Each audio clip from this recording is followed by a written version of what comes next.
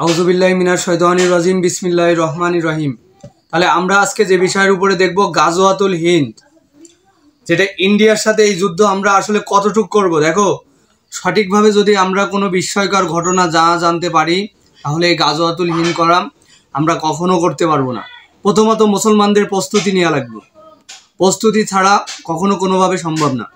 আমরা যদি দেখি কিতাবুল ফিতানের ভিতরে নবী করিম সাল্লাল্লাহু আলাইহি ওয়াসাল্লাম বলতিছে যে আমার যে বাসা ছিল, যে বাসায় আমি পার্থিব জীবনের ভোগ্য বস্তুর প্রতি আসক্তি ছিলাম না, আমার বাসাতে কিছু খাদ্যদ্রব্য, পানীয় এবং শুধুমাত্র থাকতো যুদ্ধের সরঞ্জাম। কিন্তু আজকে মুসলমানরা অনেক থেকে অনেক বোকা হয়ে গেছে, বোকা শোকা। কেন জানো? কারণ তাদের কাছে এখন আর অস্ত্রপাতি, যুদ্ধ সরঞ্জাম থাকে না। তাদের কিছু অংশ এমন একটা দলবদ্ধর ভিতরে চলে গেছে যে মায়াশীল হয়ে গেছে।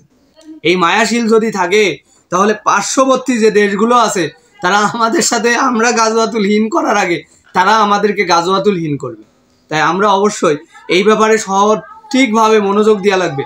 এখন এমন একটা সময়, নবী করিম সাল্লাল্লাহু আলাইহি ওয়াসাল্লাম বলল যে আমরা শেষ সময় আছি। আর তোমরা সবসময়ের জন্য মনে রাখবা যে যে গাজওয়াতুল হিন্দ হবে, এই গাজওয়াতুল হিন্দে যে অংশগ্রহণ করবে, যে মুসলমান অংশগ্রহণ করবে, সেই মুসলমান জাহান্নামের আগুন তার কোনো ক্ষতি করতে পারবে না।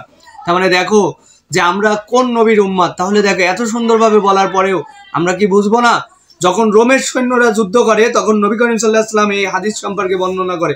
বুখারী শরীফ হাদিস ভলিউম 5, 1752 পরিচ্ছেদ আল্লাহ তাআলার বাণী। হে নবী, আপনি বলে দিন, তোমরা কি আমাদের ব্যাপারে দুটি কল্যাণের যে কোনো একটি অপেক্ষা করেছো? দুটি কল্যাণের যে কোনো একটা অপেক্ষা করেছো? যুদ্ধ হচ্ছে বড় পানির পাত্রের ন্যায়। যুদ্ধ এবং পানি, ওয়াটার বা বাড়ি বা বৃষ্টি, আর যুদ্ধ। তো এখানে এই যুদ্ধ থেকে বোঝানো হচ্ছে যুদ্ধ মানেই শুধু যে গাজওয়াতুল হিন্দ তা না। কেউ যদি যুদ্ধ করে তাহলে পানি যেমন ভাবে তার জীবন বাঁচায়, ঠিক যুদ্ধের কারণে সে কি করবে? সেও তাদের জীবন জানমাল বাঁচাইতে পারবে। আর যদি যুদ্ধ না করে, পানির সাথে দেখো ডিফারেন্সলি নবী করিম সাল্লাল্লাহু আলাইহি ওয়াসাল্লাম যে মিলটা বলে গেছে সেইটাই গোলাম আছে আজকে গোলাম, আমরা গোলাম।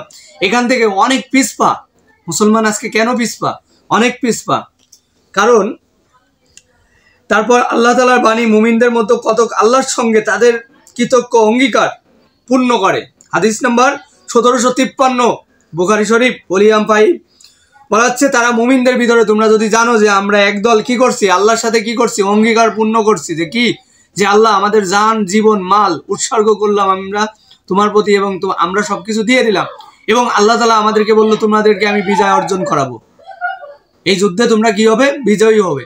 মানে দেখো কত সুন্দরভাবে ডিফারেন্স মেহেরবান রব আমাদেরকে কি বলতেছে দেখো। তারপর বলা হচ্ছে যে মুমিনদের মধ্যে কতক আল্লাহর সঙ্গে তাদের কৃতজ্ঞ কর্ম অঙ্গীকার পূর্ণ করেছে। সূরা ফাতিহার ভিতরে এই সম্পর্কে বলা আছে যে আল্লাহ তুমি আমাদেরকে সরল ও সঠিক পথের ভিতরে নিয়ে চলো, অন্য কোনো পথ না। তার মানে আল্লাহ তাআলা বলতেছে তোমাদের ওই ইতিপূর্বে কত মানুষ ছিল তারা সহজ ও সঠিক পথ খুঁজছে, আমি তাদেরকে দিয়ে দিছি এই পথগুলো, কিন্তু তোমরা কি কখনো শেষ চেষ্টাটা করছো? তাই এখানে আল্লাহ তাআলা বলতেছে কতক আল্লাহর সঙ্গে তাদের কি করে, কতক আল্লাহর সঙ্গে তাদের কৃতজ্ঞ অঙ্গীকার পূর্ণ করে। কেউ কেউ প্রতীক্ষা করেছে যে তারা তাদের অঙ্গীকার কোনো পরিবর্তন করিবে না। দেখো এখানে ডিপলি মুসলমানদের কথা বলা হচ্ছে। এমনও মুসলমান থাকবে যারা ওয়াদা কখনো ভঙ্গ করবে না। যুদ্ধের জন্য তো অটল, যুদ্ধে অংশগ্রহণ নিবে তো নিবে। মানে তোমাদের ভিতরে সবার আগে কি থাকা লাগবে? একদল মুসলমান সৈনিকের ভিতরে অটল থাকা লাগবে যে যুদ্ধে যাব, যেন ভয়ঙ্কর ফিতনা আসলেও আমরা সেখান থেকে পিছপা না হটে যাই।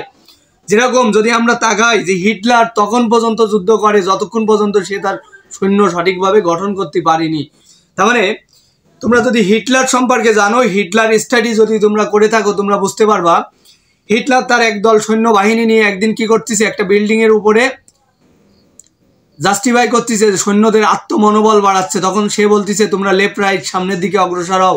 তখন সেই হিটলারের সৈন্যগুলো সামনের দিকে অগ্রসর হচ্ছে, সেই বিল্ডিং থেকে তারা নিচে পড়ে যাচ্ছে। সে তখন আরেকজন ঊর্ধ্বতন কর্মকর্তার সাথে কথা বলতেছিল। তো তিনি কলাম যখন বলছে ডাউন বলছে, ওনারা কলাম কি হয়েছে?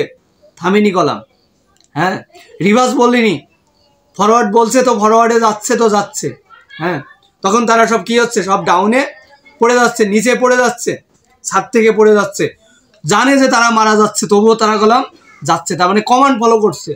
এখন দেখো, যদি আমরা যদি নেতার, আল্লাহ তাআলা বলছে যে আমি অবশ্যই তোমাদের ইমামদেরকে কি করলাম, তোমাদের নেতা বানালাম।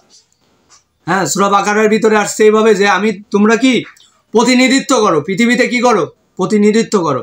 প্রতিনিধিত্ব তো করা যাবে তখনই যখন কিনা তোমরা ইমানের, যে ইমাম সাহেব থাকবে তাকে ফলো আপ করবা, ইমানের কথা মতো চলবা, ইমাম যেভাবে বলবে সেভাবে তোমরা করবা, তখন কিনা তোমাদের ভিতরে এই আত্মমর্যাদাটা উঠে আসবে যে তোমরা কতটা ইমামের প্রতি শ্রদ্ধাশীল এবং তার কথাগুলোকে আনুগত্য করো। সাধারণ একজন হিটলার, সে কি তাদেরকে জান্নাত দিবে? দিবে না, সারা পৃথিবীতে যুদ্ধ করে বেড়াইছে। কিন্তু এখানে একজন ইমাম কি করতে পারে, তোমাকে জান্নাতের প্রতিশ্রুতি কোরআন থেকে দেখাতে পারে, বুখারী শরীফ থেকে দেখাতে পারে, মুসলিম শরীফ থেকে দেখাতে পারে, সুনানে আবু দাউদ থেকে দেখাতে পারে, তিরমিজি শরীফ থেকে দেখাতে পারে। আর আল্লাহ তাআলা তার নবীর মাধ্যমে আমাদেরকে, মুসলমানদেরকে ফয়সালা করে গেছেন। কারণ আমরা যদি নবীকে স্বয়ং সম্পূর্ণভাবে ভালো না বাসি এবং আমরা যদি জিহাদের প্রতি চিন্তা চেতনা না থাকে, আমরা কখনো আমাদের গাজওয়াতুল হিন্দে আমরা কখনো জয়লাভ করতে পারবো না। এই কারণে নবী করিম সাল্লাল্লাহু আলাইহি ওয়াসাল্লাম আমাদের সুনান ইবনে মাজার ভিতরে বলতেছে তোমাদের প্রথম দল কি হয়ে যাবে, শহীদ হয়ে যাবে। হ্যাঁ, কি কারণে? ইতিপূর্বেও অনেক যুদ্ধে তারা শহীদ হয়েছে, পরবর্তীতে যে দল আসবে সে দলকে শহীদ করার মতো ক্ষমতা পৃথিবীর কারো থাকবে না। তাহলে দেখো, তোমরা কখনো ভয় পাবে না, যদি শহীদ হয়েও যাও তোমরা জান্নাতে, তাহলে তোমরা কোথায় যেয়ে পড়বা, তোমরা জান্নাতে পড়বা। এবং দেখো, আজকে তারা আমাদের দেশের অনেক খাদ্য খাবার সবকিছু কি করছে, বন্ধ করে দিয়েছে। কিন্তু মুসলমান সেই খাদ্য খাবারের প্রতি কি আসক্তি? মুসলমান হাজার হাজার দিন, প্রতিদিন, মাসের পর মাস তারা কি খাইছে? শুধুমাত্র খেজুর খায়েও বেঁচেছিল এবং তারা খেজুর খায়েও যুদ্ধ করছে, শুধুমাত্র খেজুর। এমনও আরবের, আজকে আরব দেখা গেল ইসলামের সঠিক পরিপন্থী পন্থায় না থাকলেও তাদের একটা সময় অটল অবিচল মনোবল ছিল। আবু হুরায়রার মতো সাহাবী ছিল, খালিদ বিন ওয়ালিদের মতো সাহাবী ছিল, যাদের মনোবল অটুট ছিল। তারা একদিন যাচ্ছিল যে আরবের পথ দিয়ে, আরবের এক রাস্তা মরুভূমির পথ দিয়ে। তখন তারা একসময় নবীজিকে দেখে কাজাকাজি করতো, নবীজিকে পাগল বলতো, নাউজুবিল্লাহ, আস্তাগফিরুল্লাহ মিন যালিকা। তো তখন দেখো, সেখানে নবীজিকে তারা অটর্ক ভাষায় কথা বলতো ওই আরবের বুকেরা। তখন সেই দিন এই খালিদ বিন ওয়ালিদ যখন রাস্তাতে যায় এবং নবীর শানে দুরূদ পট্টি যায়, আর তারপর যায় সে কি করে, ঈমান আনে। দেখো তার ঈমানের চেতনা কতটা মজবুত। এবং নবীকে দেখার পরে সে যখন ঈমান আনে, তার তরবারিটা দিয়ে দেয়, বলে দেখো তুমি হচ্ছে আল্লাহর সাইফুল্লাহ, তুমি খালিদ, এ নাও তোমার তরবারি, তুমি এখন থেকে যুদ্ধ করবা। তুমি এতদিন যত মুসলমানের রক্ত ঝরাইছে, এখন থেকে কাফেরদের রক্ত ঝরাবা। তাহলে কত সুন্দরভাবে best of flag Nabi Karim সাল্লাল্লাহু আলাইহি ওয়াসাল্লাম আমাদেরকে বলতেছে যে ইসলাম এমন একটা জিনিস যে খালিদ বিন ওয়ালিদ ভাবতেছে যদি আমি ইসলামে থাকি, আমি যদি মারাও যাই, আমি তো জান্নাতে, আমি শহীদ হব। সে কলাম, তাকে কলাম হত্যা করতে পারিনি কেউ, কারণ লাইফে খালিদকে তরবারি অনেক আঘাত পাইছে তার শরীরে, কিন্তু তাকে কখনো হত্যা করতে পারিনি। সে একদিন বলতেছে আমি কেন শহীদের মর্যাদা পেলাম না? তখন তার এক বন্ধু, সে বলতেছে দেখো, আল্লাহ তাআলা তোমাকে কোনো কাফেরের হাতে মৃত্যুবরণের কোনো সুযোগই রাখিনি, মানে তুমি তো মারবাই না। তার মানে এটা আমরা কি করে বুঝবো?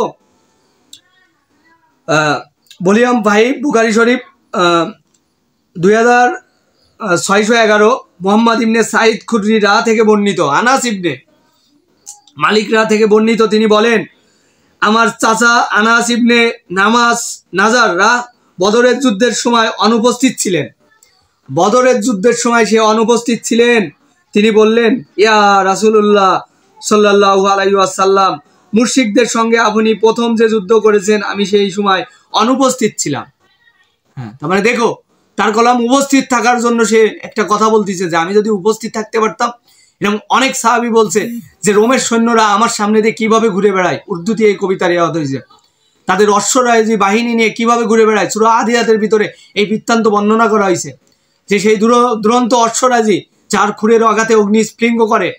হ্যাঁ, সূরা আদিয়াত, সেখানে বোঝানো হয়েছে সেই ঘোড়াগুলো প্রভাতকালে ছুটে যায় তার মনিবকে সাথে নিয়ে যুদ্ধের ময়দানে। তো আল্লাহ তাআলার আচ্ছা আমাদের মনিব, আল্লাহ আমাদেরকে যেভাবে নির্দেশন দেবে, আল্লাহ এবং তার রাসূল, আমরা সেই নির্দেশন বাধ্য মানার জন্য, অবশ্যই বাধ্য। আর যদি আমরা না মানি, আমরা কখনো বলতে সেই গাজওয়াতুল হিন্দের একদল অনেক সংখ্যক মুসলমান জাহান্নামে চলে যাবে। কেন চলে যাবে? তাদের কথা কাজে মিল থাকবে না। আজকে এই হাদিসটা থেকে আমরা বর্ণিত করব। এখানে বোঝানো হচ্ছে যে তিনি বলল আমি যদি যুদ্ধে থাকতাম কাফেরদের বিরুদ্ধে, নবী করিম সাল্লাল্লাহু আলাইহি ওয়াসাল্লামকে এই কথা বলার পর নবী করিম সাল্লাল্লাহু আলাইহি ওয়াসাল্লাম বললেন মুশরিকদের বিরুদ্ধে যুদ্ধে শরিক হওয়ার সুযোগ দেন, তাহলে অবশ্যই আল্লাহ দেখতে পাবেন যে আমি কি করি। তারপর উহুদের যুদ্ধে মুসলিমদের ছত্রভঙ্গ হয়ে পড়ল। আনাস ইবনে নাজার রা বলেছিল, ইয়া আল্লাহু, এরা অর্থ তার সাহাবী যা করেছে, হ্যাঁ, তার সঙ্গে আপনার কাছে ওজর পেশ করেছি, এবং এরা অর্থ মুশরিকরা যা করেছে তা থেকে আমি নিজেকে সম্পর্কহীন করে বলে ঘোষণা করেছি। অতঃপর তিনি এগিয়ে গেলেন এবং সংবাদ ইবনে নাজারের রবের কসম যে আমার ভিতরে কি আছে, যে উহুদের দিক থেকে আমি জান্নাতের সুগন্ধ পাচ্ছি। উহুদের যুদ্ধ থেকে আমি কি পাচ্ছি? আমি জান্নাতের সুসংবাদ পাচ্ছি। মানে আমার মন কি বলছে, একজন মুসলমান তার মন কি বলে সে জানে। তাকে ডিপ্রেশন হওয়ার সুযোগ নেই। সে যুদ্ধে যাবে, যুদ্ধে অংশগ্রহণ করবে, গাজওয়াতুল হিন্দ হবেই হবে। আর সেই যুদ্ধ থেকে কখনো পিছপা হবা না। তোমাদের যার যা কিছু আছে সেগুলো নিয়ে তোমাদের অংশগ্রহণ করা লাগবে। তোমাদের অর্থ সম্পদ, নবী করিম সাল্লাল্লাহু আলাইহি ওয়াসাল্লামের রুমের ভিতরে কিতাবুল ফিতান, পৃথিবীর মহচ্ছিন্ন মাকড়সা, আনকাবুত, স্পাইডার, সেখানে বলা হচ্ছে যে এই পৃথিবীতে আমরা যে বিল্ডিংগুলো তৈরি করি, বিল্ডিংয়ের ভিতরে যত মাকড়সাগুলোর জাল থাকে সেগুলো আমরা ভেঙে দিই। আল্লাহ তাআলা বলতেছে, তোমরা যদি আমার সৈনিক না হয়ে পৃথিবীর সৈনিক হয়ে যাও, তোমাদের সেই বড় বড় বিল্ডিংগুলো আমি ভেঙে চুরমার করে দেবো, শুধুমাত্র এই কারণে তোমরা আমাকে ভুলে গেছো। হ্যাঁ, দেখো আজকে আমরা ভুলে গেলে হবে না, আমরা যুদ্ধে অংশগ্রহণ করা লাগবে। সেই যুদ্ধে যদি আমরা বেঁচে থাকি, সেই যুদ্ধে অবশ্যই অংশগ্রহণ করা লাগবে এবং সেই যুদ্ধের জন্য আমাদের প্রস্তুতি নেওয়া লাগবে। অবশ্যই আমরা গাজওয়াতুল হিন্দ সম্পর্কে আরও অনেক বয়ানে আসবো। জিহাদ সম্পর্কে বুখারী শরীফ সঠিক নির্দেশনা যেভাবে দেবে আমরা সেভাবে যুদ্ধ করব। হ্যাঁ, তো বিদায় নিচ্ছি, আল্লাহ হাফেজ।